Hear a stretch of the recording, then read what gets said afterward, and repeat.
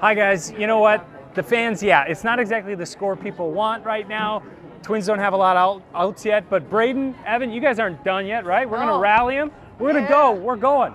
3,000 fans showed up here tonight, and a little bit earlier we also found, I think, the bravest of those 3,000.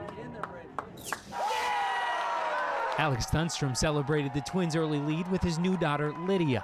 Thanks to the indoor viewing options, he and his wife, Katie, enjoyed a rare night out with their 8-week-old Twins fan. First outing at Target Field. We thought this would be a good, first time with not 40,000 people here and super loud, so thought this might be a little bit tamer. For other families and fans interested, there will be another viewing party here for Game 2 at 4:07 tomorrow afternoon. And the Homer Hankies will be out in force when the Twins host Game 3 on Monday. First pitch is at 7:40 that night, and Duluth's own Trampled by Turtles will be singing the national anthem.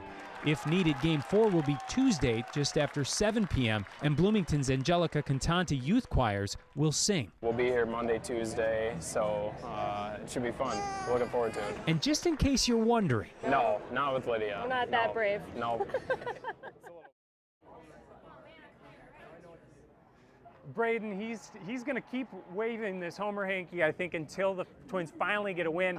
Who knows how long that might take, guys? And by the way, the Twins say if this goes to a Game 5, this is important, that will be back at Yankee Stadium. They will have another viewing party, but it won't be here at Target Field if that happens, because Trump is speaking just up the street. They'll figure that out if and when it comes to it.